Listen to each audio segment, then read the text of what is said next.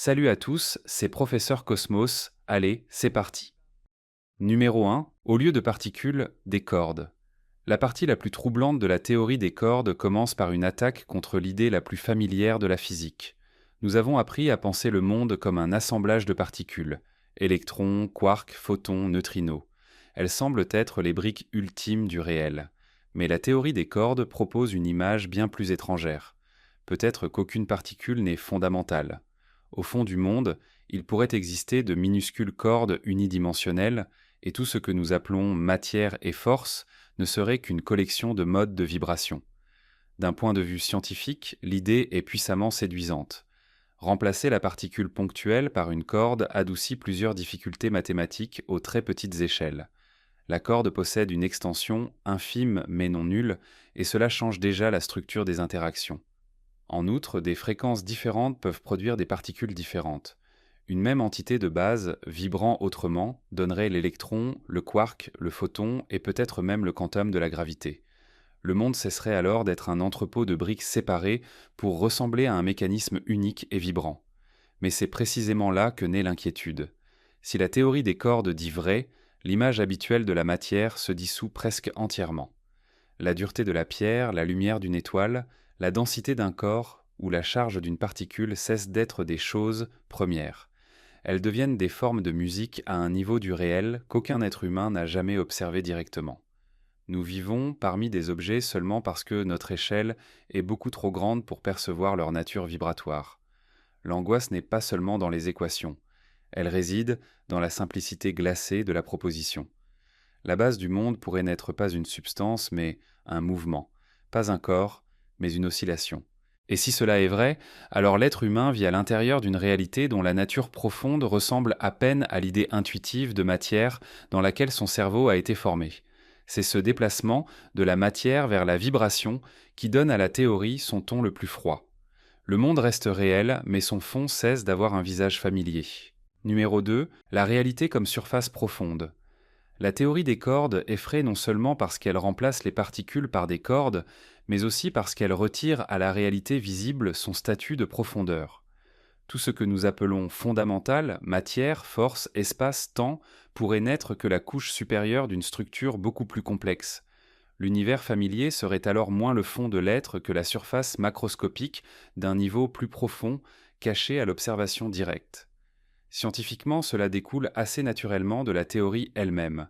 Si les objets fondamentaux possèdent une dynamique interne, si leurs vibrations dépendent d'une géométrie cachée, et si les propriétés des particules naissent de cette architecture invisible, alors la physique ordinaire cesse d'être définitive. Elle devient la description efficace d'un étage supérieur. Comme la thermodynamique décrit un gaz sans montrer chaque molécule, notre monde pourrait être une lecture simplifiée d'un mécanisme beaucoup plus profond. Le versant sombre apparaît ici. L'être humain n'est probablement pas fait pour sentir ce niveau. Nous vivons parmi des masses, des trajectoires, des surfaces, des durées et des lumières. Nous ne percevons ni dimensions repliées, ni topologies secrètes, ni modes fondamentaux de vibration. Cela signifie que notre expérience pourrait n'être qu'une interface et non un contact direct avec le fond du réel.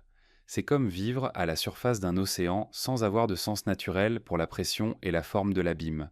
C'est ce qui rend la théorie silencieusement inquiétante. Elle ne dit pas que le monde est faux. Elle dit peut-être quelque chose de pire. Le monde visible peut être vrai sans être profond. Ce qui nous paraît solide et final peut n'être que l'enveloppe stable d'une structure bien plus étrange. Plus on y pense, plus la position humaine devient inconfortable. Nous pourrions vivre entièrement dans une couche cognitive du réel sans jamais en sentir naturellement la profondeur. Plus on y réfléchit, plus la position humaine devient inconfortable. Nous pourrions vivre entièrement à la surface d'un monde dont nous ne sentirons jamais spontanément la profondeur. Numéro 3. Dimension cachée dans l'univers. L'une des parties les plus angoissantes de la théorie des cordes concerne les dimensions. Pour l'intuition humaine, 3 dimensions d'espace et une de temps suffisent à organiser l'expérience. Mais la théorie exige généralement davantage. Pour que sa mathématique tienne, le réel pourrait contenir des dimensions supplémentaires, cachées non parce qu'elles n'existent pas, mais parce qu'elles sont repliées, comprimées et hors de portée de nos sens. Scientifiquement, cela ne signifie pas des couloirs secrets dans lesquels il suffirait de tourner pour disparaître. Les dimensions supplémentaires sont le plus souvent des structures minuscules, inscrites dans chaque point de l'espace. Elles n'apparaissent pas à l'échelle humaine, mais leur géométrie pourrait déterminer masse, façon, charge, interaction et mode de vibration permis aux cordes. Autrement dit, ce que nous voyons du monde ordinaire pourrait dépendre d'une architecture que nous ne verrons jamais directement. C'est là que commence la peur intellectuelle. Si des dimensions supplémentaires existent réellement, l'espace cesse d'être une scène simple. Chaque point de l'univers porterait une complexité cachée. Nous marchons dans le monde en croyant habiter un volume clair, alors que nous pourrions être immergés dans une réalité bien plus épaisse, plus repliée et plus riche intérieurement que ce que le cerveau humain peut imaginer. Cela humilie l'intuition d'une manière très précise. Il ne s'agit pas seulement de mal connaître le cosmos lointain. Il se peut que nous ne comprenions même pas la structure complète de l'espace où nous existons. Si la théorie des cordes a raison, alors l'univers contient des directions du réel que nous ne sommes pas capables de sentir. Nous vivons à l'intérieur d'un monde plus profond que son apparence, et nous n'accédons à cette profondeur que par le détour austère des mathématiques. À la limite, cela signifie que l'espace même dans lequel nous existons peut être plus riche et plus profond que tout ce que l'expérience humaine ordinaire est capable de soutenir. Numéro 4. Particules comme notes des cordes. L'une des idées les plus belles et les plus dérangeantes de la théorie des cordes est que la diversité des particules n'est peut-être pas une vraie diversité. L'électron, le quark, le photon, le gluon et peut-être même le quantum de gravité pourraient ne pas être des objets fondamentaux distincts. Ils pourraient être des vibrations différentes d'une même structure de base. L'univers, dans cette image, ressemble davantage à une musique qu'à un dépôt de briques élémentaires. Scientifiquement, cette perspective est extrêmement séduisante. La physique moderne vit avec une multitude d'entités et de paramètres, ce qui laisse toujours un sentiment d'inachèvement.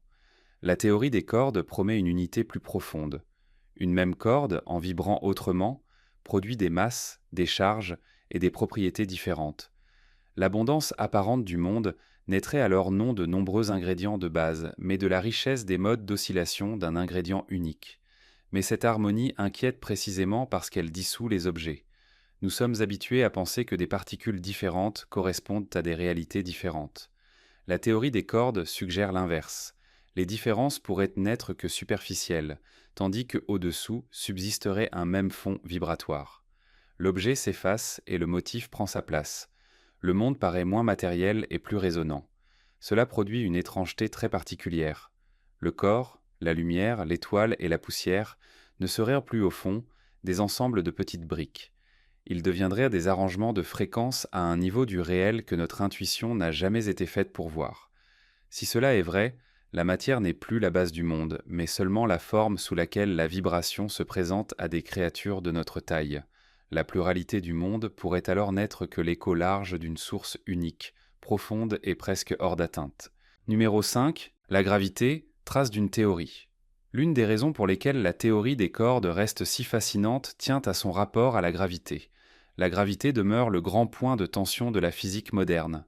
La théorie quantique décrit admirablement le micromonde, la relativité générale décrit l'espace-temps à grande échelle, mais les deux coexistent mal. La théorie des cordes suggère une possibilité froide et élégante. Peut-être que le problème n'est pas seulement dans les équations, mais dans le fait que nous cherchons à réunir deux images incomplètes d'un niveau plus profond. Au cœur de la théorie apparaît naturellement un mode de vibration qui se comporte comme le graviton, le quantum de la gravité. Cela donne à l'ensemble une portée particulière. La gravité ne serait plus une force isolée et récalcitrante, mais le signe visible d'une structure plus profonde où matière, géométrie et interaction n'ont pas encore été séparées comme dans nos descriptions actuelles. Et c'est précisément cela qui inquiète. La gravité semble être la force la plus familière de toutes. Elle nous tient au sol, courbe la lumière, gouverne les planètes et façonne les galaxies. Pourtant, la théorie des cordes suggère que cette familiarité pourrait être trompeuse. Ce que nous appelons poids et attraction pourrait n'être que l'ombre macroscopique d'un mécanisme beaucoup plus étrange, situé au-delà de la physique intuitive. Plus la gravité paraît quotidienne, plus la conclusion devient dérangeante. Peut-être que la force la plus ordinaire du monde est justement l'indice que le fond du monde est extraordinairement inhabituel. Et si c'est le cas, alors ce qu'il y a de plus connu dans l'expérience humaine n'est peut-être que la trace la plus banale d'une architecture profondément étrangère. Peut-être que la force la plus quotidienne du cosmos est précisément le symptôme le plus discret d'un ordre qui n'a rien d'intuitif. Numéro 6. Bran et monde hors du visible. La théorie des cordes devient encore plus sombre lorsque surgissent les branes, objets de dimension supérieure aux cordes. Dans certaines versions, notre univers observable pourrait lui-même être lié à une telle brane. Cela signifie que le cosmos, avec ses étoiles, ses galaxies, sa matière et son histoire, pourrait ne pas être tout ce qui existe. Il pourrait n'être qu'une membrane parmi d'autres dans une structure multidimensionnelle plus vaste. Scientifiquement, cette hypothèse n'est pas un simple caprice. Les branes servent à organiser les interactions, à comprendre pourquoi certaines forces pourraient rester confinées à notre univers pendant que d'autres, comme la gravité, se propageraient plus largement. Notre monde cesserait alors d'être le tout. Il deviendrait une couche locale du réel. La peur naît ici de la perte de centralité. Même si l'univers observable est immense, il peut n'être qu'une feuille dans une architecture plus vaste. D'autres branes, d'autres mondes, d'autres lois pourraient exister non pas à des milliards d'années-lumière, mais dans une proximité structurelle que nous ne savons pas éprouver. L'ailleurs cesserait d'être une distance ordinaire pour devenir une séparation dans la manière même dont le réel est tissé. Cela place l'humain dans une position très froide. L'extérieur de notre monde ne serait pas une métaphore. Sarfelesan, Saletafator, mais une possibilité physique. Nous pourrions habiter une couche locale d'une réalité beaucoup plus grande, sans accès naturel à ce qui l'entoure. La notion même d'univers perdrait alors son caractère total et deviendrait celle d'un simple niveau parmi d'autres. Cela vide aussi l'idée selon laquelle l'univers observable serait le cadre total de l'être. Il peut n'être qu'un niveau local d'une architecture infiniment plus large. Dans une telle image, l'ailleurs n'est plus seulement lointain.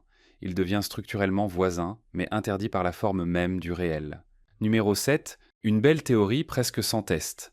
L'une des dimensions les plus inconfortables de la théorie des cordes est qu'elle paraît trop belle et, en même temps, presque hors d'atteinte de la vérification directe.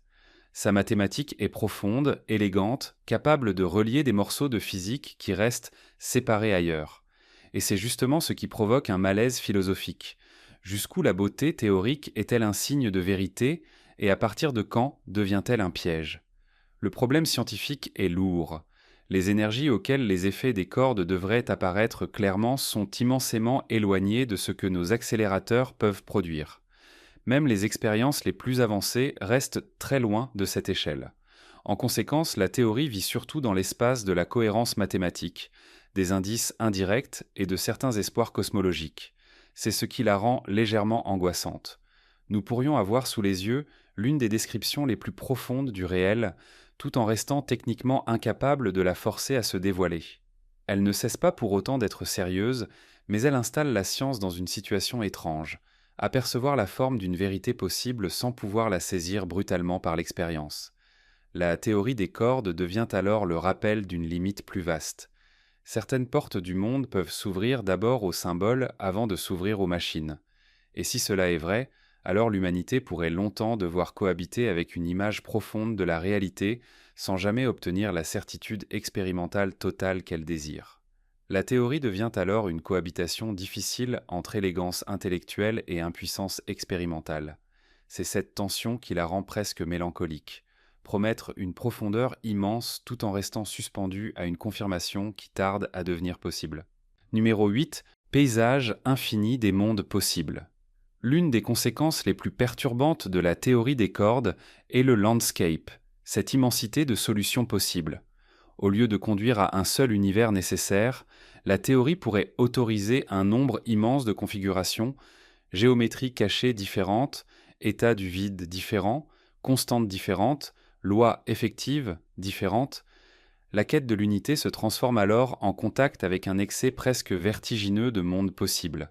Scientifiquement, cela pose une question redoutable. Si la théorie permet tant de versions du cosmos, pourquoi la nôtre est-elle précisément celle-ci ? Pourquoi ces constantes ? Pourquoi cette structure de matière ? Au lieu d'une seule réponse inévitable, la physique fondamentale pourrait offrir un catalogue gigantesque, et notre réalité ne serait qu'une entrée parmi d'innombrables autres. La part sombre réside dans la perte d'unicité, l'univers cesse de ressembler au déploiement nécessaire d'une loi simple et devient une configuration locale dans un espace immense de possibles.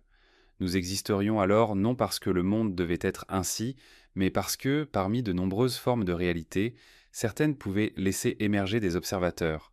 C'est une froideur anthropique. Le cosmos ne paraît plus nécessaire, seulement habitable ici. Cet excès de possible inquiète plus que le chaos. Le chaos suggère un manque de forme. Le paysage des cordes suggère trop de formes, trop de mondes, trop de versions du réel. Si cette image est juste, alors notre univers n'est peut-être pas le théâtre inévitable de l'être, mais une combinaison particulière dans un archive presque sans fond. Nous vivons dans un monde possible, non dans le monde obligé. Cette contingence cosmique est ce qui rend l'image si peu rassurante. Nous existerions alors dans un monde possible parmi d'autres, et non dans la seule forme que l'être devait nécessairement prendre. Numéro 9. La matière, illusion de l'échelle. La théorie des cordes atteint d'une manière particulièrement inconfortable notre sentiment de matière. Pour nous, la matière semble être la partie la plus fiable du réel. La pierre est dure, le métal résiste, le corps a une masse, les objets occupent l'espace. Tout cela paraît définitif. Pourtant, dans l'image des cordes, la matérialité pourrait n'être qu'un effet macroscopique de vibration, de géométrie et d'interaction quantique. Du point de vue scientifique, cette idée radicalise un mouvement déjà ancien. Avant même les cordes, les champs et les particules avaient déjà rendu la matière moins substantielle que le sens commun ne l'imagine. La théorie des cordes va plus loin encore. Si le fond du monde est formé de structures vibratoires dans une géométrie cachée, alors la matière cesse d'être l'entité ultime. Elle devient un régime stable d'apparition. C'est justement ce qui rend l'idée légèrement sombre. La table reste dure pour la main, le corps reste lourd, la planète reste solide, mais tout cela peut n'être qu'une traduction à grande échelle d'une réalité qui, en elle-même, n'est ni solide, ni lourde, ni matérielle au sens ordinaire. Le monde quotidien demeure vrai pour nous, mais cesse de sembler profond. De là naît l'inquiétude. Ce que nous appelons matière pourrait n'être que la façon dont l'univers se présente à notre échelle. Plus la physique descend, moins elle trouve des choses, et plus elle rencontre de la structure, de la vibration, des règles et des formes. La matière reste réelle pour nous, mais peut-être comme une réalité traduite, et les traductions ne coïncident jamais parfaitement avec la profondeur de l'original. Ce que la main touche peut n'être que la forme finale d'un processus qui, à son origine, n'a jamais été solide.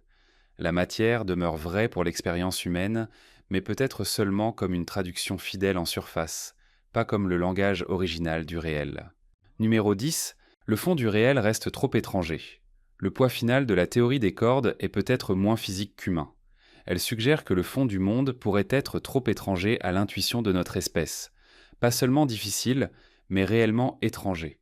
Le cerveau humain a été façonné parmi des corps, des surfaces, des visages, des distances moyennes et des objets solides. Il n'a pas été préparé à penser naturellement des cordes fondamentales, des dimensions repliées, des branes et des paysages immenses de mondes possibles. Scientifiquement, il n'y a là rien de mystique.